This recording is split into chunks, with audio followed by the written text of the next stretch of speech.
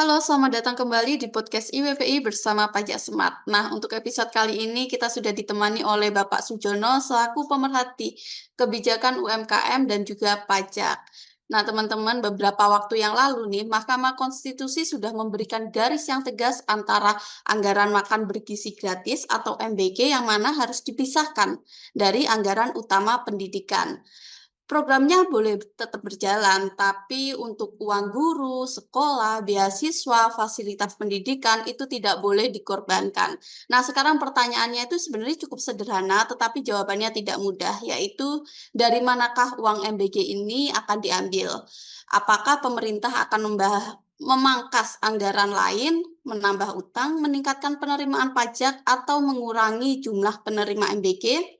Lalu bagaimana sih nasib SPPG yang sudah berdiri dan terlanjur mengeluarkan investasi? Dan apakah pemerintah sekarang beserta DPRD akan benar-benar menaati putusan MK atau hanya memindahkan angka dari satu pos ke pos yang lain? Nah, untuk itu kita sudah hadir bersama Bapak Sujono. Selamat datang Pak Sujono, selamat bergabung. Ya, selamat pagi Ibu Ajijah. Terima kasih. Assalamualaikum warahmatullahi wabarakatuh. Ya, Ya, Pak. menurut saya pesan putusan MK ini sangat jelas ya. Pemerintah tidak boleh memenuhi kewajiban anggaran pendidikan 20% hanya melalui permainan klasifikasi. Yaitu tinggal memindah-mindahkan pos anggaran ya. Anggaran pendidikan harus benar-benar digunakan untuk pendidikan, bukan menjadi tempat menitipkan program lain yang membutuhkan dana sangat besar. Oke. Nah, Pak Sujono nih sebelum kita lebih lanjut lagi ya supaya tidak disalahpahami, apakah putusan MK di mana putusan ini kan bernomor 40/PUU/24/2026 mengenai anggaran program makan bergizi gratis, apakah putusan MK tersebut berarti program MBG ini harus dihentikan, Pak, atau seperti apa? Oh ya, putusan MK ini memang tidak menyatakan program MBG itu harus dihentikan. Yang diputuskan adalah program MBG ini tidak boleh menggunakan dana pendidikan, anggaran pendidikan. Yang dikoreksi oleh Mahkamah Konstitusi adalah sumber pembiayaannya. MBG memang berkaitan dengan anak sekolah, tetapi itu tidak berarti seluruh biaya MBG otomatis dapat dimasukkan sebagai anggaran utama pendidikan.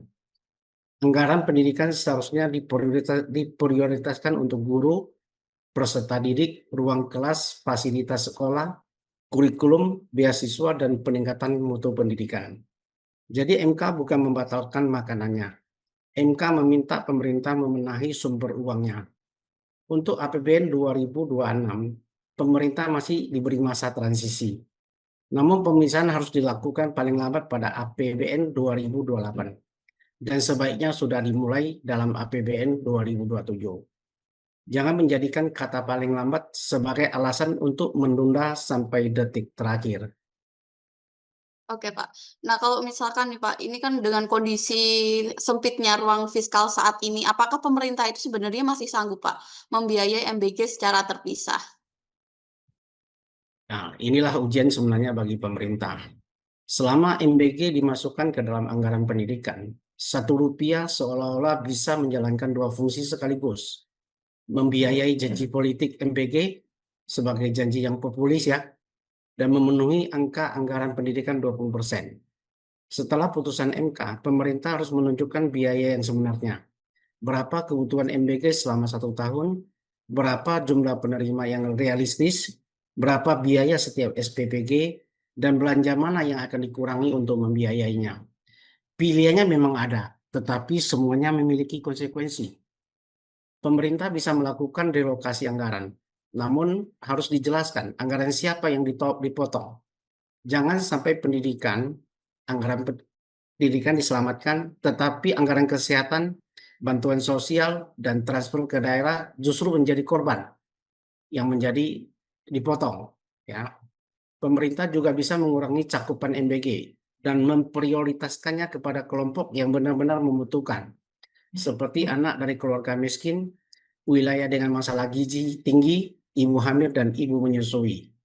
Menurut saya, program yang lebih tepat sasaran lebih masuk akal daripada memaksakan program universal ketika kemampuan fiskal kita terbatas. Pilihan lainnya adalah meningkatkan penerimaan negara atau menambah utang. Namun jangan sampai masyarakat dan dunia usaha ditekan semakin keras untuk membiayai program yang tata kelolanya sendiri belum sepenuhnya beres. Kalau di, kalau dibiayai dengan utang, pemerintah juga harus jujur. Makanan yang dikonsumsi hari ini akan menjadi pokok dan bunga yang dibayar pada masa mendatang. Intinya, anggaran MBG harus dibuat sebagai pos tersendiri, terbuka dan dapat diawasi. Program boleh besar, tetapi penjelasan sumber dananya jangan kecil. Oke, Pak. Nah, ini kan, SPPG sudah banyak yang berdiri ya, Pak, ya. Nah, apakah mereka itu akan terancam berhenti, Pak? Oh tidak ya. Jadi putusan MK tidak otomatis membubarkan SPBG. Yang diuji adalah klasifikasi anggarannya, bukan legalitas setiap dapur. Namun kelangsungan SPBG tetap bergantung pada kemampuan pemerintah menyediakan anggaran MBG di luar anggaran pendidikan.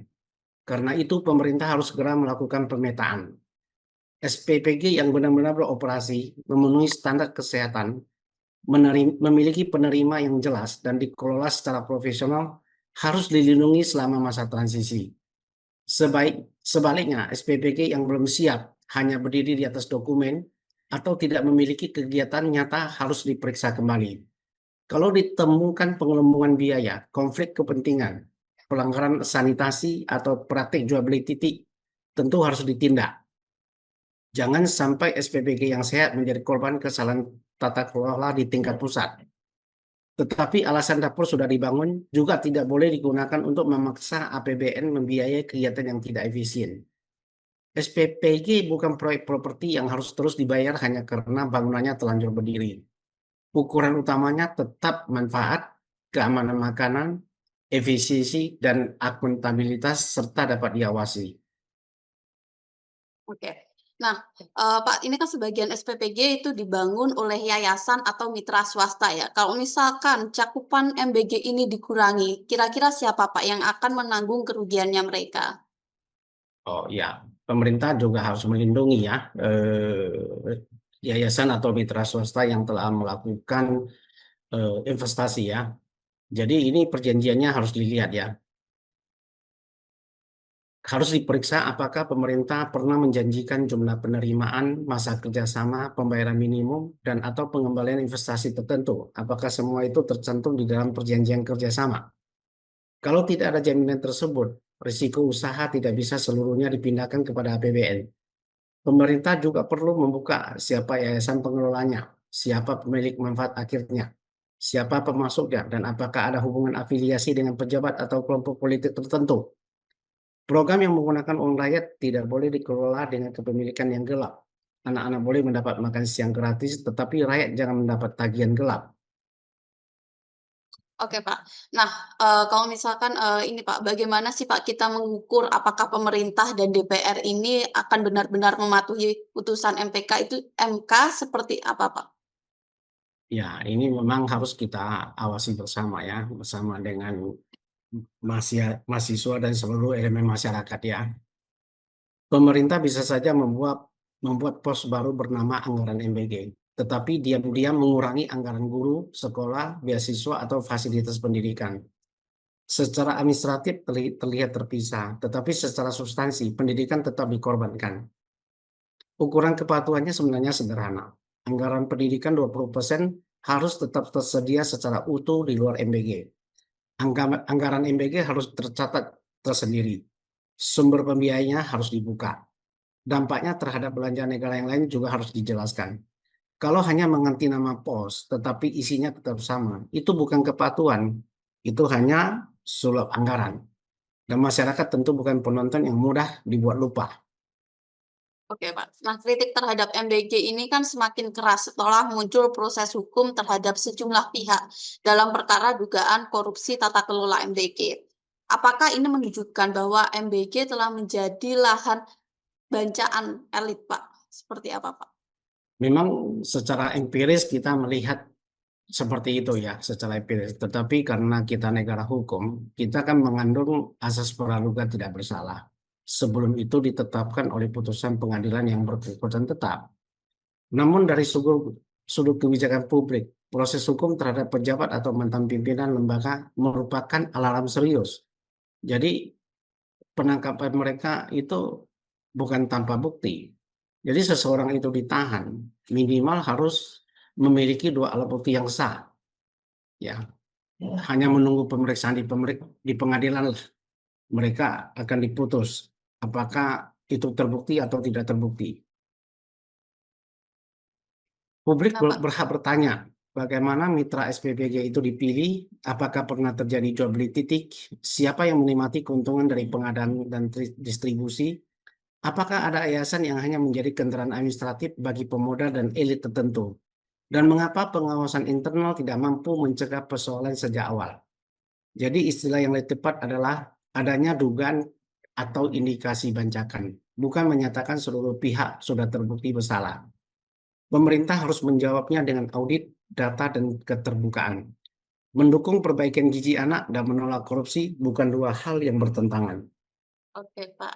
Nah, sebelum kita mengakhiri podcast ini, Pak, untuk pertanyaan penutup, sebenarnya langkah apa sih, Pak, yang paling mendesak yang bisa dilakukan oleh pemerintah? Ya, ini kan putusan MK sudah dibacakan, kemarin. Artinya putusan MK ini kan final dan mengikat ya. Jadi harus dilaksanakan setelah itu dibacakan. Jadi memang ada masa transisi yang diberikan di dalam putusan MK ini, yaitu 2028. Tetapi alangkah baiknya kalau ini bisa langsung segera dilakukan. Ya, setidak-tidaknya di tahun 2027 anggaran MBG ini mulai bisa dipisahkan dari anggaran pendidikan. Kedua, kita harus melakukan audit menyeluruh terhadap BGN, SPBG, yayasan, pemasok, harga pengadaan, dan aliran pembayarannya. Ketiga, tunda sementara ekspansi SPBG baru sampai audit selesai. Yang dihentikan adalah ekspansinya. Ya, untuk makanan anak yang sudah menjadi penerima, yang benar-benar membutuhkan itu tetap bisa dilanjutkan. Keempat, evaluasi apakah MBG harus tetap universal atau dibuat lebih tepat sasaran. Nah, ini yang sangat menjadi kritik banyak orang ya. Kenapa program ini menjangkau sampai 80 juta penerima manfaat? Apakah benar? Sehingga kan banyak terjadi sisa makanan MBG yang dibuang kan menjadi pakan ternak. Ya, kelima kita juga harus buka biaya proporsi. Jumlah penerima sebenarnya itu harus diperiksa kembali. Biaya operasional SPPG sebenarnya berapa? Dan pembayaran kepada mitra itu bagaimana mekanismenya? Tujuan memperbaiki gizi anak tentu layak didukung, tetapi tujuan yang baik tidak membuat sebuah program kebal dari evaluasi dan harus dapat diawasi. Setelah putusan MK, pemerintah tidak cukup hanya mengatakan MBG tetap berjalan. Pemerintah harus menjawab beberapa pertanyaan penting. Uangnya dari mana? Dan siapa yang bertanggung jawab apabila terjadi penyimpangan? Konstitusi sudah memagari anggaran pendidikan. Jangan lagi anggaran pendidikan dijadikan dompet darurat untuk membiayai janji politik yang sangat populis. Memberi makan anak adalah tugas mulia, tetapi menggunakan kepentingan anak untuk menutupi pemborosan, ketertutupan, atau penyimpangan akibat adalah persoalan yang sama sekali berbeda. Oke, baik, Pak. Terima kasih Bapak Sujono atas pandangan dan analisanya. Nah, untuk sahabat IWPI dan juga Pajak Smart, kira-kira bagaimana nih pendapat kalian? Bisa kalian tuliskan di kolom komentar. Nah, sebenarnya dari mana seharusnya anggaran MBK ini dibiayai? Apakah program ini tetap universal atau harus dibuat lebih tepat sasaran? Dan apakah pemerintah serta DPR akan benar-benar mematuhi putusan Mahkamah Konstitusi? Silakan sampaikan pendapat kalian. Jangan lupa untuk like, comment, share, dan juga subscribe YouTube dari IWPI dan juga Pajak Smart. Saya Aziza pamit. Terima kasih. Sampai ketemu lagi. Terima kasih Pak Sujono. Terima kasih, Bu Aziza.